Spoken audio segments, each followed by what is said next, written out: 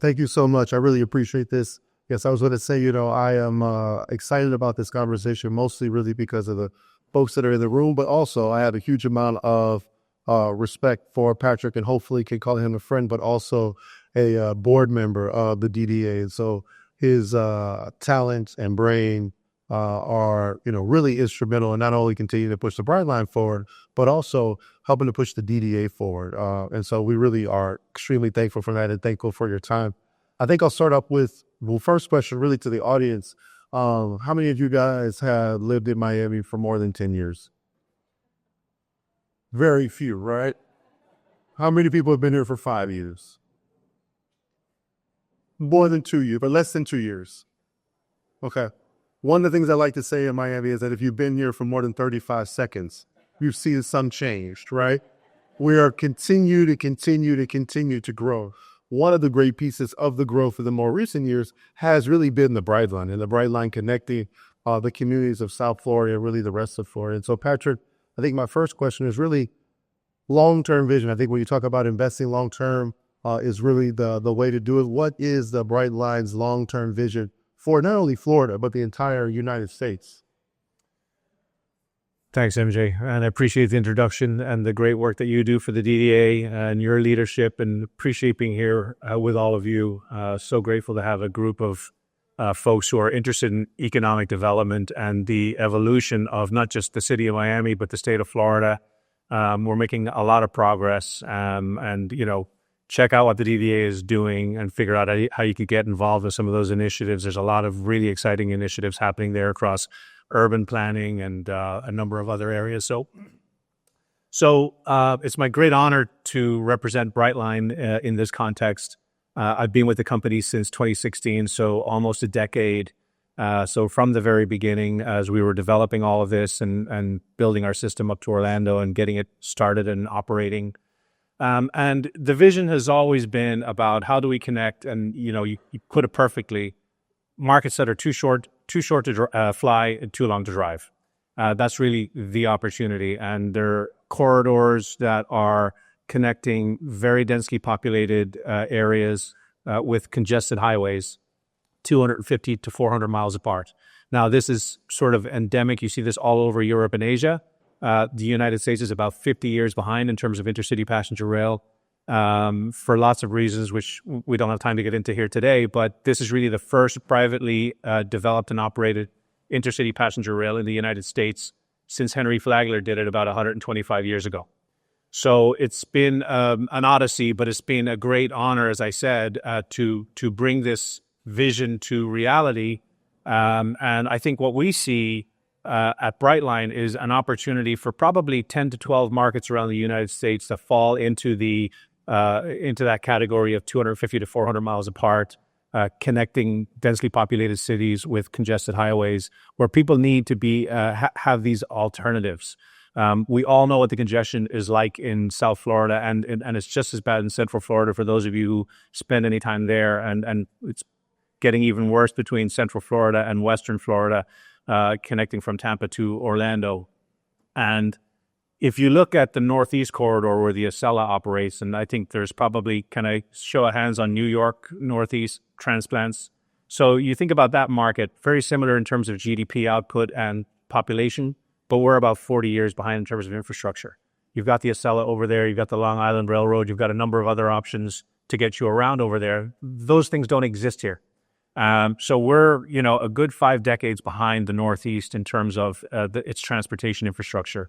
And this is really the first step in making that happen. And the way that we think about transportation in the state, and I serve on some subcommittees with the Florida Council of 100, for example, that thinks about things at a state level. And of course, we connect about half of the state's population today with Brightline. You really need to think about it holistically as an ecosystem, where you've got intercity passenger rail connecting all of the hubs. You've got mass transit, typically heavy rail, that are moving people from around the suburbs. And then you kind of get down into micromobility, bus rapid transit systems, shuttles and trolleys, and then all the way down to, circuits and bike lanes. And then there's new technology, as we've all heard about with autonomous vehicles and how they're going to help from a micromobility perspective. So thinking about it as an ecosystem and overlaying that onto a map of the state of Florida, we have a lot of work to do. We have a lot of work to do. And part of the challenge that this state has, and it's not unique to Miami, it's everywhere every market we interface with throughout the entire state. It is a very fragmented industry from a planning perspective. There are dozens of transportation planning organizations and agencies and municipalities and counties all working in their individual silos on transportation projects in their markets, and typically all competing for the same state or federal funds. And there is a lack of state coordination, and that's something that we are trying to fix. But from a vision perspective, we want to connect all the way to Tampa. I think, at some point in the future, we would think about Jacksonville and some other markets. But, the near term, it's really about growing our system that connects Central and South Florida, that region. We'll be adding a couple of stations in Stuart, Florida, and at Cocoa. We're working on the expansion to Tampa, which is now a 2-phase project. Phase 1 will connect the Orlando airport to Disney with a stop at iDrive and Universal. And the second phase will be from Disney all the way to downtown Tampa. So that's sort of the Florida vision at this moment. And then we're working on a system that connects LA and Vegas. It'll be a 235-mile system that will be the first electric true high-speed train in the United States ever. So that is very, very exciting. That is now close to a $20 billion endeavor that we are undertaking out there. And then we are looking at some additional markets, but there's only so many of these things you can do at a time. Awesome. As you talk about that and the economic growth that all of Florida, but really South Florida, has received, I think one of the biggest changes in the more recent years has been the business community, right? You guys are part of that business community, and most of you are relatively new.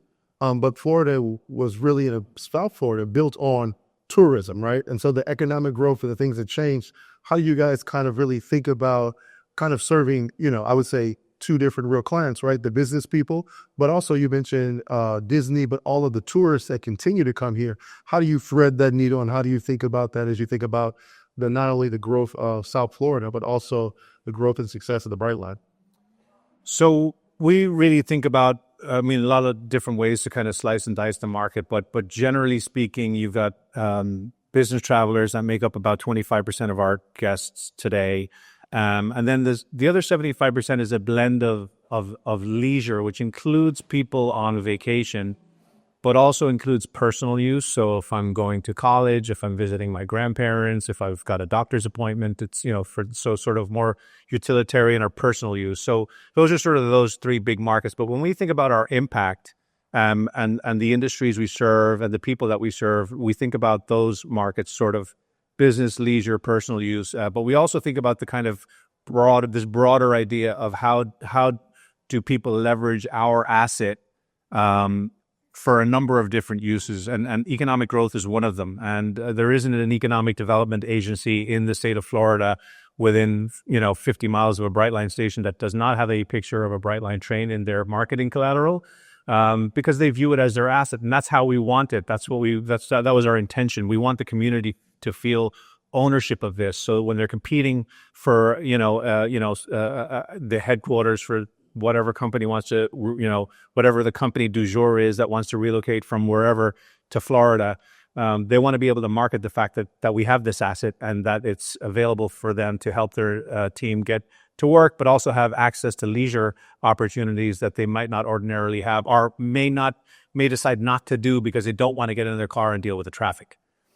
So there's sort of what we focus on from a marketing perspective, but then there's these broader economic opportunities where we're working with the communities through which we operate to try and figure out how we can make 1 + 1 = 3 with our infrastructure. So allowing them or collaborating with them to connect to our infrastructure so that we can improve mobility for everybody.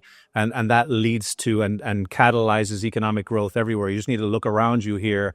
When we were building this thing, you could actually stand at the Brightline station, look out the premium lounge, and you could see cruise ships out there. You can't see them anymore because it's been filled in, right? And they're not done yet, right? Well, World Center has another 3,000 units on deck.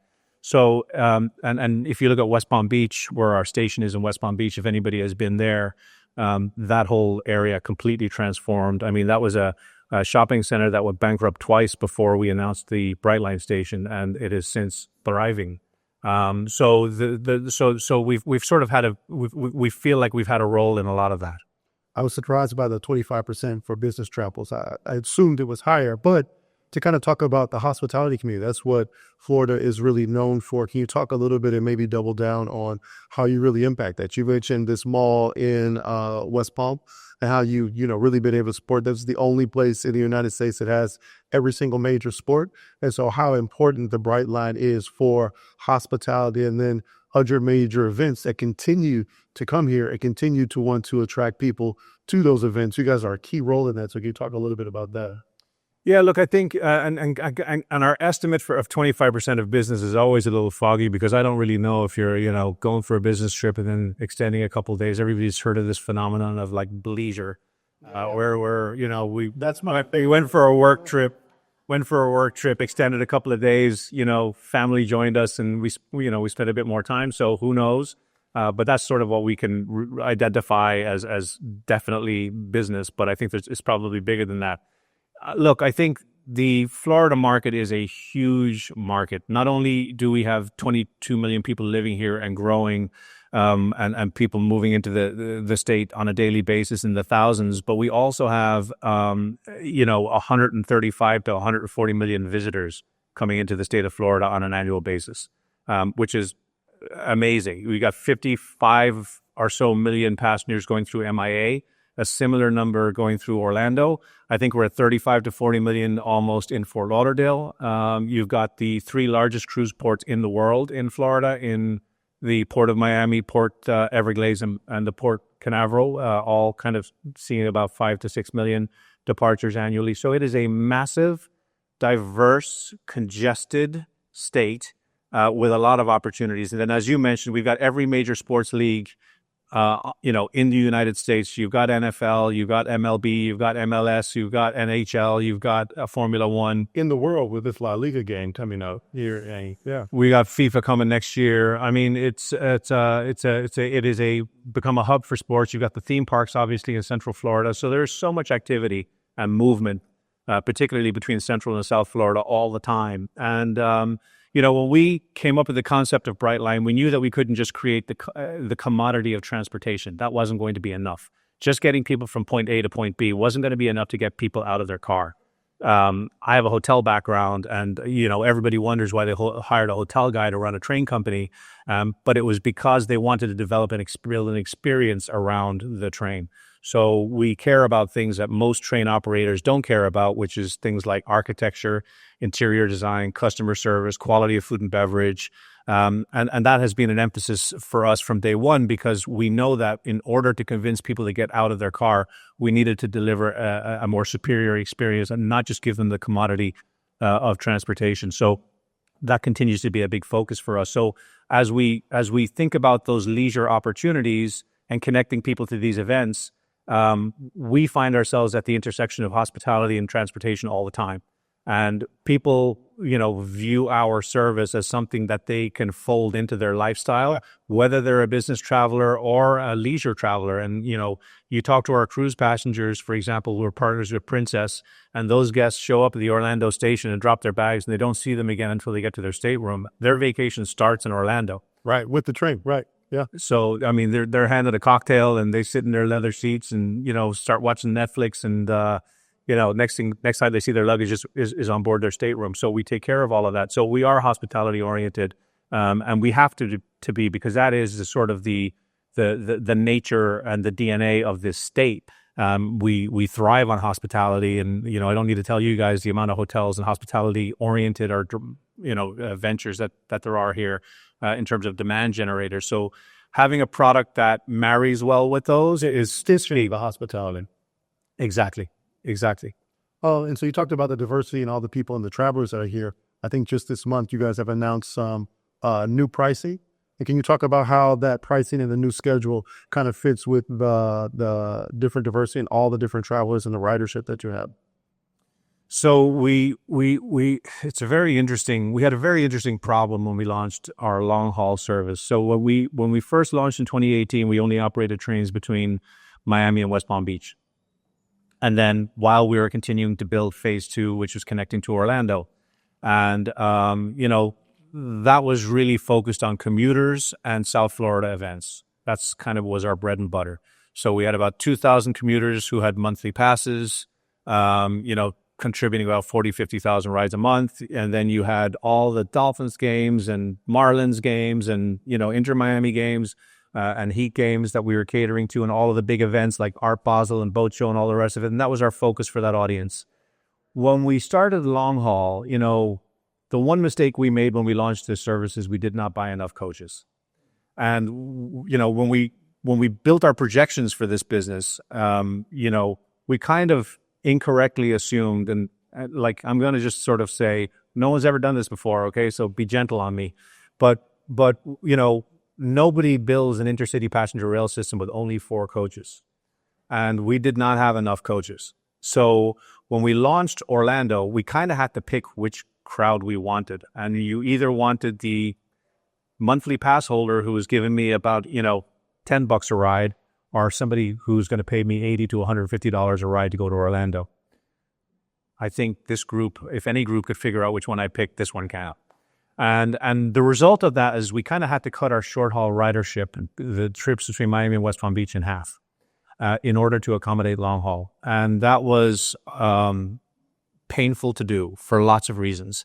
And I think we, upset plenty of people. We discontinued the monthly pass for commuters. We disrupted a lot of people as a result of that. It wasn't great.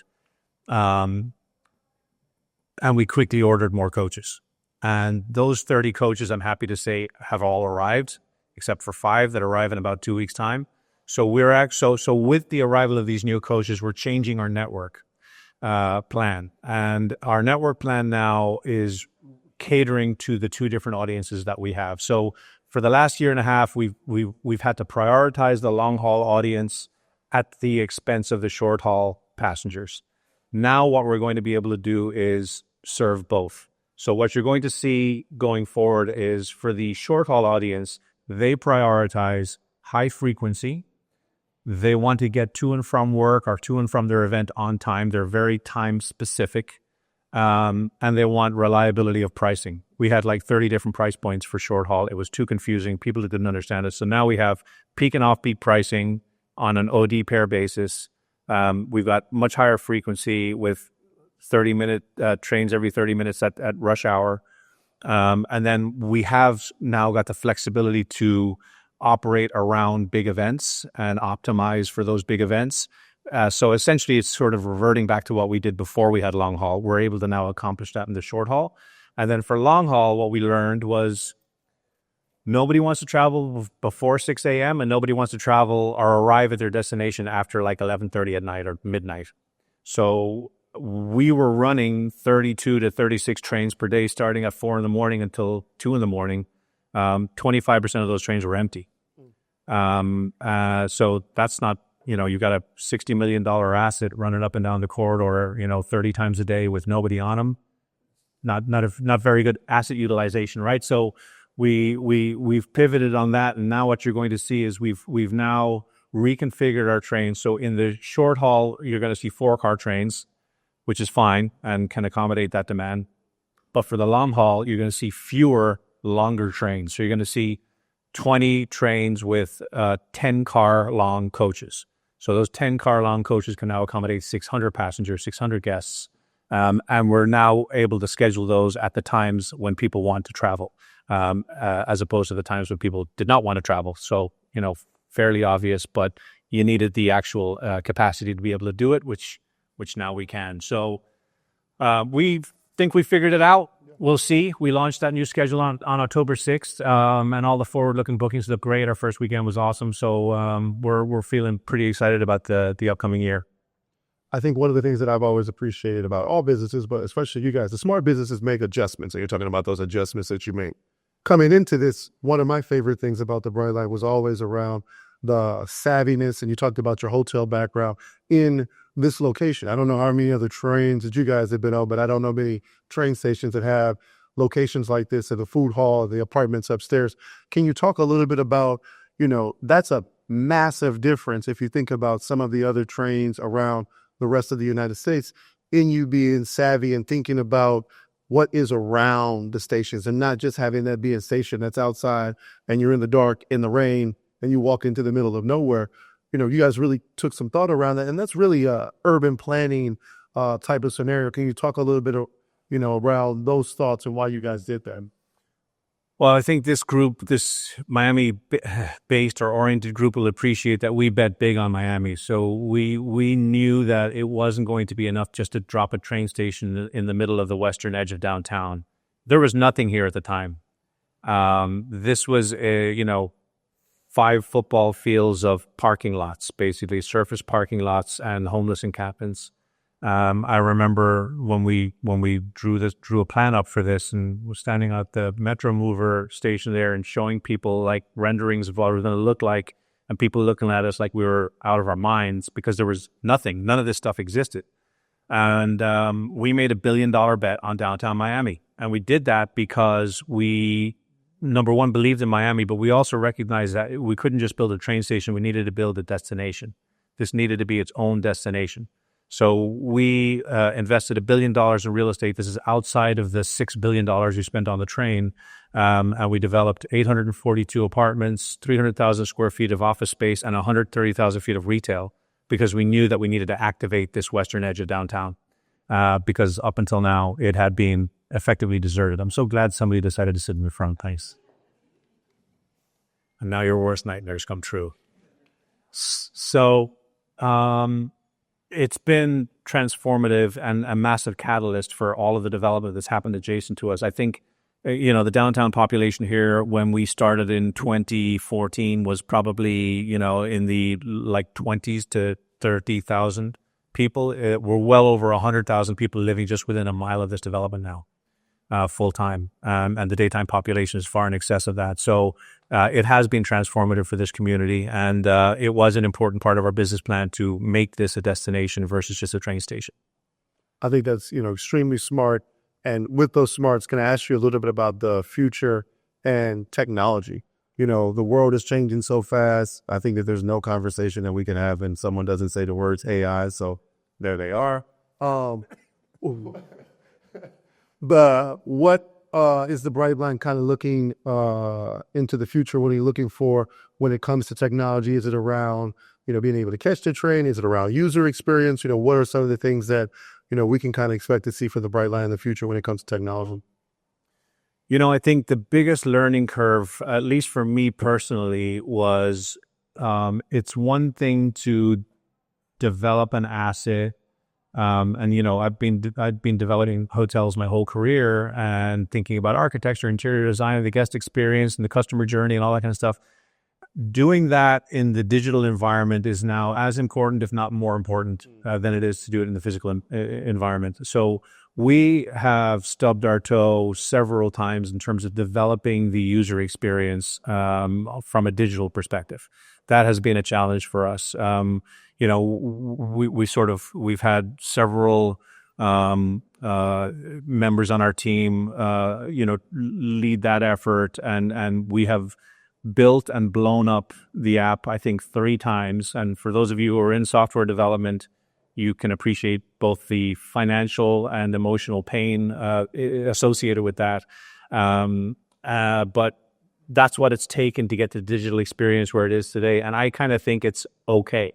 Like, we're not setting the world on fire with it. It works, and it works very well for people who are, don't have 75 changes they want to make after they've made their reservation.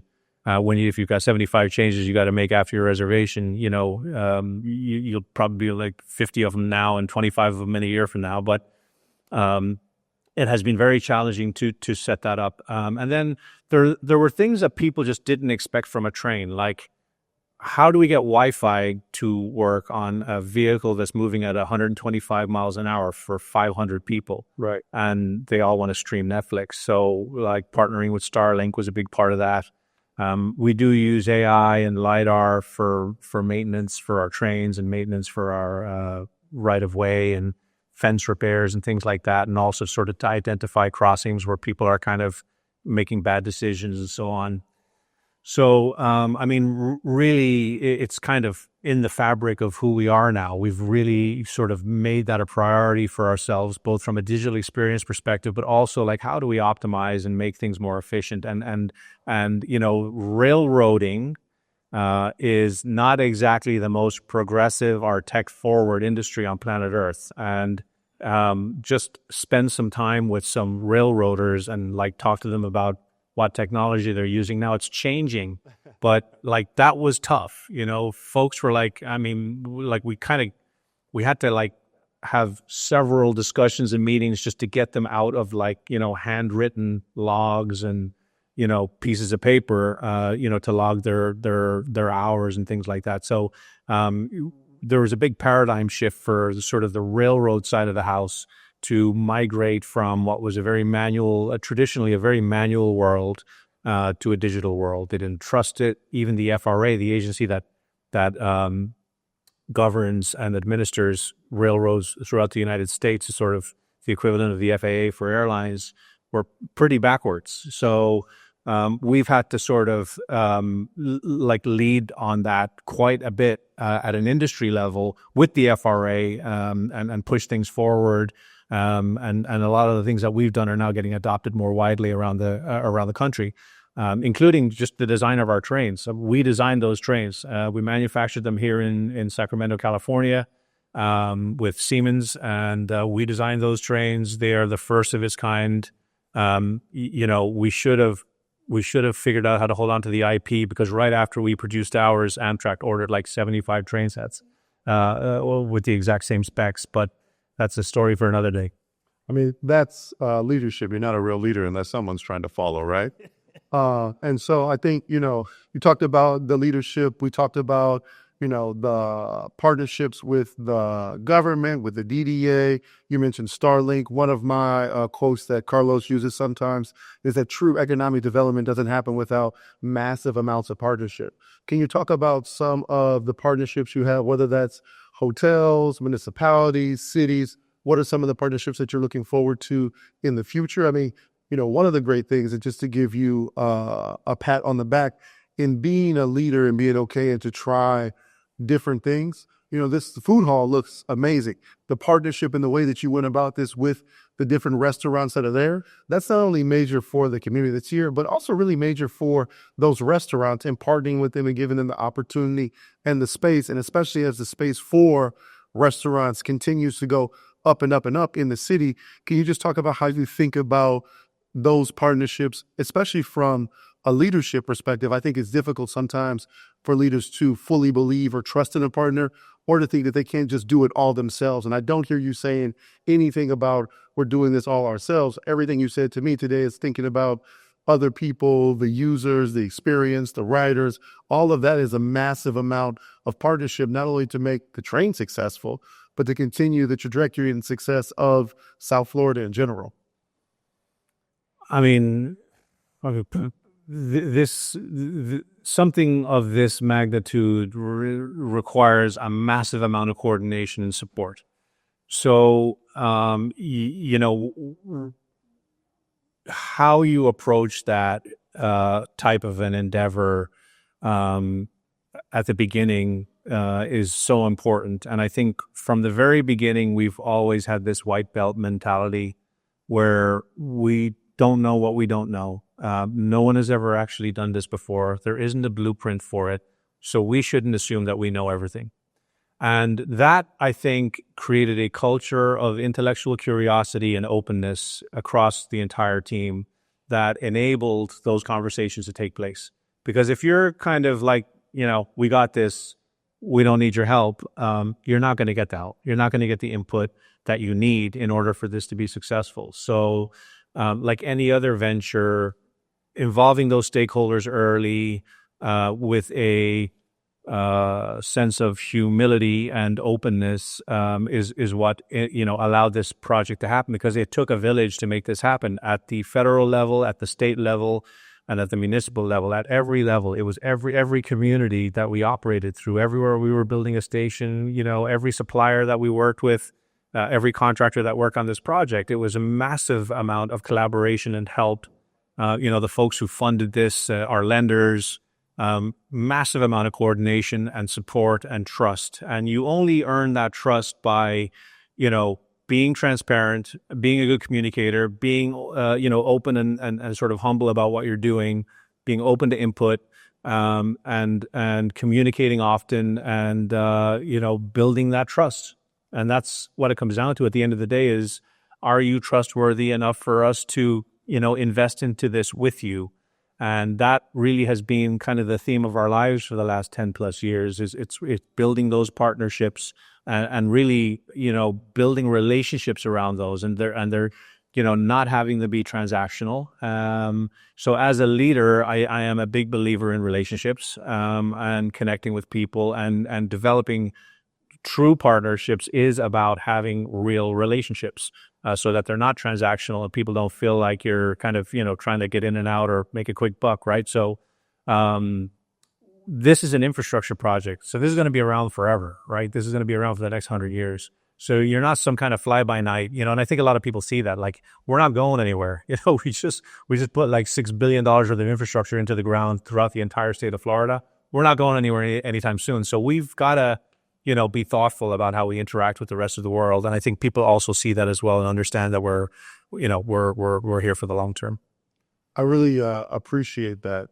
I think that, my next question is a little bit changing it up a bit, but, as thinking about all those things and all those different partners, one of the things that makes this place extremely special is the environment, right? What is Florida without the environment that we're in? That is, helps us sell this all, right? This backdrop that we are all blessed and lucky enough to live in. Can you talk a little bit about some of the Brightline's sustainability activities and what you guys are looking to do? Well, kind of by definition, as a train, you're sustainable. So we didn't have to work too hard at that. I think I forget the math, but we're sort of eliminating something like 70,000 metric tons of CO2 daily. 2,000. Thank you. Yeah. He has the notes. In my defense, but it's somewhere around there. It is by kind of default, you're automatically, contributing to the environment. With, the locomotives are biodiesel, very, very low, almost no emissions. And you're, taking millions of cars off the road, which we desperately need to do in the state of Florida at the moment. So that's a big focus of ours. And then also, I think what we think about from a sort of CSR perspective is how are we engaging with the community in a positive way, and how do we become the connector for the community? And some of our work with, whether it's with the Special Olympics, helping them get to their competitions in Orlando, or working with the various different communities on rail safety, or suicide prevention. We want the community to feel ownership of Brightline and to feel like this is their. When I was in the hotel industry, I built a lot of independent hotels, and a sort of hallmark of those properties was we always wanted the community to feel ownership of those spaces. So we always created public spaces in those hotels that people from the community felt welcome in, and they could come and meet, and they could have a coffee or not. And use the free Wi-Fi, right? So it's sort of translating that kind of an idea at a much broader scale, and making people feel like this is their asset, and facilitating that for them. That's how we think about that. I think that's awesome and so true, right? We talked about today, the connection to all the different events, and this really being an extension of the cruise ships, an extension of downtown for the office workers and all those different things. Maybe for this audience, and how kind of you had mentioned before that quite a few people are somewhat new to the wonderful South Florida region. Can you maybe talk about in some of the things in building this amazing business with all these partners, in all this diversity, in this peak moment in Miami's lifetime, kind of some lessons you learned that might be able to help some of the individuals as they are new to South Florida. I do think that South Florida is a little bit different than the rest of the world. And I hope so, because that's the reason that you came down here, because it was a bit different. Can you kind of talk about, what you learned and maybe something that might help them out as they continue to progress in their careers? So it's such a unique opportunity in South Florida at the moment. And there are a lot of snake oil salespeople out there. And I think distinguishing yourselves, by being trustworthy, distinguishing yourselves by offering valuable services in a legitimate way, honestly, that's what I'm starting to see here in South Florida. Like, if we were kind of known for a lot of shysters and Sunny place for shady people, we're starting to sort of dispel that, and I think that's that's where we want to point ourselves. We want to point ourselves in that direction. We want to so I think that's the opportunity for folks. It's having that white belt mentality, having that transparency, and being presenting high quality, legitimate offerings in terms of services and products. I think that's going to start to distinguish people, continue to distinguish people in this market as it grows up. Yeah. The opportunities in Miami are mass. I think you were looking at me. Do I have one more question, or are we going to questions to the audience? Oh, you usually one more than the Q&A. My last question is also for the audience. From the passenger's perspective, we talked a little bit about kind of the changes in the pricing, but is there anything else that the passengers can expect from the Brightline in the future? I'm a hotel guy, so I refer to our passengers as guests. Look, I think that we're going to continue to evolve the product. We're just learning. We're only 2 years into what's going to be like a 100-year asset. And, so we're still babies as far as I'm concerned. And we have a lot still to learn and a lot of evolving left to do.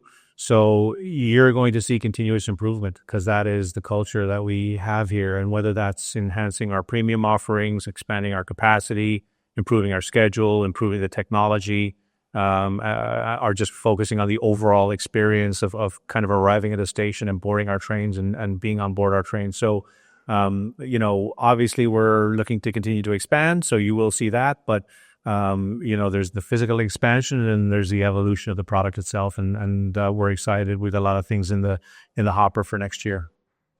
That's awesome. Extremely excited about that. Excited about the Brightline. I guess, are there any quick questions in the audience? We've got a couple. Hi, I had a very quick question. Is there any plan in the future to expand on the West Coast from Tampa down to Naples, Sarasota, Fort Myers, and back around to Miami? Not at the moment, but never say never. These projects are, so just to give you some context, we spent $6 billion connecting Miami to Orlando, and like that's already starting to feel really, really cheap compared to what we're about to spend out west in between LA and Vegas. These projects are massive infrastructure projects that have huge sort of environmental implications, not to mention the actual infrastructure cost itself. Just the expansion we're talking about from the Orlando airport to Disney is probably a $3 billion project at this point. And it's about 20 miles, right? So you need the density. If we're going to do it as a private company, you need the density on the west coast of Florida to be able to generate enough sufficient income to cover your debt service.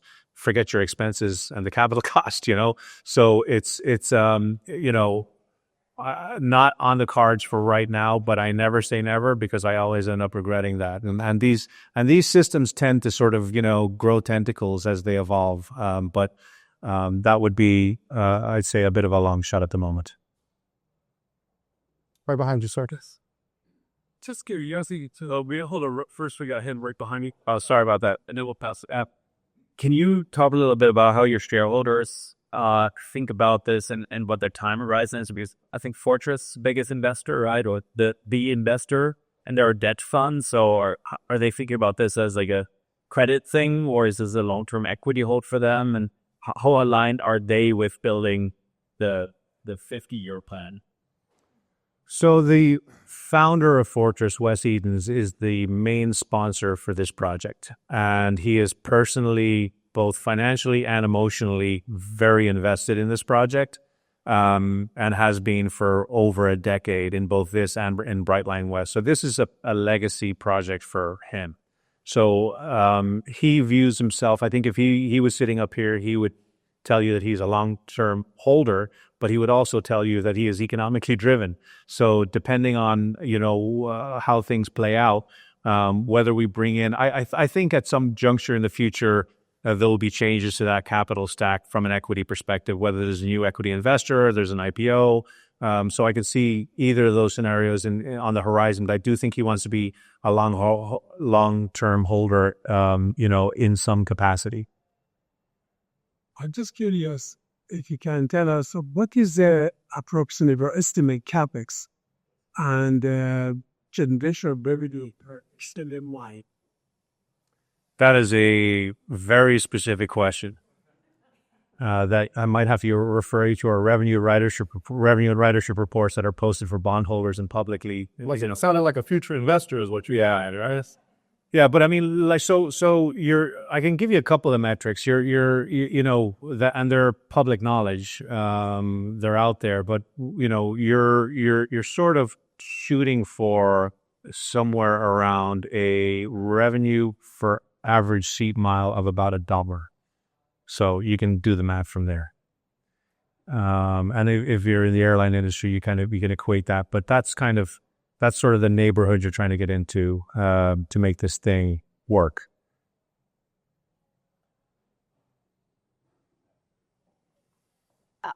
So I work in the realm of public relations, and so I'm acutely sensitive to what seems to be outsized attacks on Brightline, Killer Train series, Miami BR, been with Miami Herald, and of course, reporters, I say too, will want to focus on the negative. And you never hear positive. You never hear the rebuttal. So I just, for the benefit of this audience who may not be as familiar, we'd just love to hear from you as to, I didn't mention before, your suicide prevention efforts and what you're, the reality behind. So when you are a pioneer, arrows in your back, mud in your face, all of that, there's always going to be, some daggers pointed at you. And I'm not going to name names. However, listen, we have definitely got a high rate of bad behavior on the corridor that leads to cars driving in front of trains and people walking in front of trains. What I can say is none of it has ever been through our mishandling of a train or malfunction of a big grade crossing. This is all bad behavior. Someone's trespassing, somebody's trying to beat the train, someone's trying to drive around a gate. We definitely have a higher instance of that than other railroads around the country. Part of that is the density. But by the way, I-95 has also got the highest death rate per mile in the country, which people fail to mention in the same sentence as our statistics. And it is just like there is a lot of bad behavior down here, both on highways and around railroad tracks. We have made an unprecedented investment to mitigate these issues. This year alone, we're going to spend $70 million on corridor hardening efforts. We are constantly working on this, and really we work on it through engineering measures, enforcement, working with local PDs to actually enforce the law. Last year, we changed the fine for driving around the gate from a couple of $100 to $1,000. So we've made many steps in the direction, and actually our incidents are down. I don't want to give the statistics as we're going to put it out there publicly, but our incidents are down year over year, and we're continuing to chip away at it. It's a reality of where we live. We run 1,000 trains per month through 355 grade crossings. So, things are going to happen. But what I will say is, like, for that amount of opportunities for something bad to happen, it's kind of, you're in this sort of very low single digits per month. And actually April, we had 0 incidents at all. So we're continuing to work on that, And, we definitely debated, do we go out with another op-ed? And, it's kind of like, I don't even want to rise to, or lower myself rather, as a company, we sort of haven't, we've worked with those journalists. We've tried to educate them. In fact, we spent about 50 hours with those journalists, and we still feel like some of our facts were misrepresented. So it's a bit frustrating. But anyway, there's lots of good news. And, ridership's up 20% year over year, and that's with massive capacity constraints. A third of our trains are sold out, which we're now fixing with this new network change. And we're super optimistic about the future. And from a safety perspective, I don't think there's anybody in the United States of America, or maybe anywhere, but certainly not in the U.S., that has invested more money, time, and effort into mitigating safety issues on the corridor. And we really appreciate, as with also the crazy drivers. I think for some of the new people, I'm sure you've experienced that. Well, thank you. That was one of my questions on the safety, so thanks for that, Patty. I'll be bragging on 95. Train safe.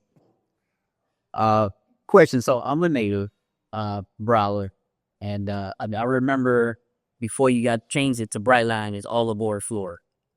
And one of the biggest things during that campaign was multiple stops along the way to Orlando, and then it was tossed to Jacksonville, Tampa. Since then, has that been a conversation of adding more local stops, or you guys just continue with the Boca Aventura and then potentially Cocoa and Stuart and New York? So for Brightline, that's it. But what we are working on, which you all should be aware of if you're not, is we have been working for several years on a project called the Coastal Link, which is essentially what we're doing is we are providing the excess capacity in our network to Dade, Broward, and Palm Beach counties so that they can operate a commuter system. So in that example, Miami-Dade County would have 5 stations between this station and Aventura. Broward would have 7 to 8 stations on their corridor, and then Palm Beach County would go all the way up to Jupiter with another 7 to 10 stations. Those projects are very much underway. We are still negotiating agreements with Miami-Dade County. It's gotten funding both at the county level and at the federal level.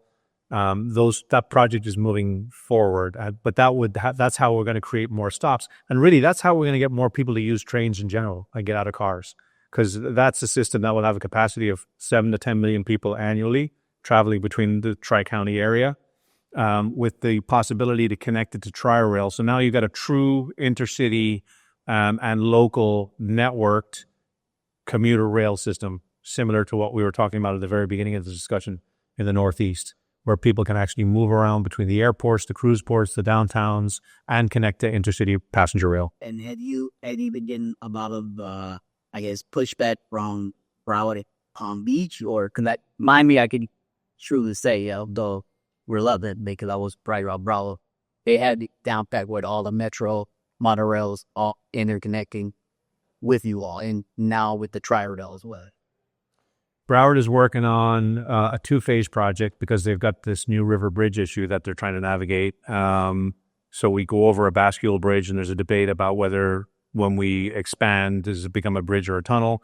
So it's a 2-phase project. Phase 1 is Broward Commuter South, and we've been negotiating agreements with Broward for Broward Commuter South, and that would also serve, those stations would be a hub for what they're calling their Primo plan, which is bus rapid transit systems that would go east-west. So this is what I'm talking about, where these intercity passenger rail systems have this network effect and enable and catalyze these other conversations about, okay, wait a second, now we got this thing that connects us throughout the whole state. How do we leverage that asset and utilize it to improve mobility for more people and get more people out of their cars? So that's what the Coastal Link will do. And then both Dade, Broward, all 3 counties are thinking about their own mobility plans to move people east and west and connect them to this north-south spine.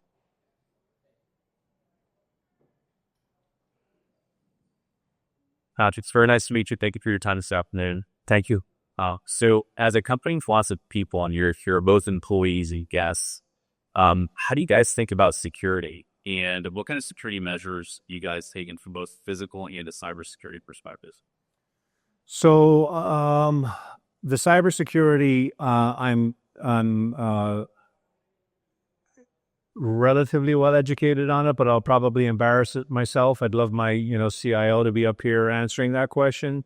But we have been able to obtain what I can say, and I can't remember what our rating is, and Mike, maybe you have it somewhere, but we've sort of achieved what is considered a fairly gold standard in terms of cybersecurity for a travel company. We have to. We're dealing with, passenger information, obviously, guest information.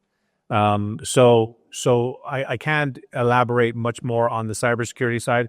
On the physical security side, that's been a focus since day one. So if you travel on our trains, you will go through a screening process. Your bags will go through a screening process. Your checked bags will go through a screening process. And I'm happy to report, for the 6 or 7 million people that have gone through our turnstiles, we've never had an incident, on board our trains or inside our stations. So we feel pretty good about that, and that is not an obligation or a requirement. We don't have any requirement to provide security at any of our stations, but we feel like it's just a good thing to do. I guess that's all the questions. I want to thank you guys. I do want to say that I hope after this conversation, you do see the Brightline has an asset for you and your communities, but then also to the DDA as an asset for you. Even if you don't live downtown, you all came downtown today. I imagine that you go to a Heat game or enjoy Brickell City Center or Miami World Center. All of this is for you. All of our meetings are open to the public. You can even catch Patrick there if you'd like some more FaceTime reveal. At some of the meetings, feel free to come. Our board meetings on Friday mornings, but you can find all of that information on our website and our newsletter. And we are extremely happy to continue to support organizations like the Economic Club of Miami.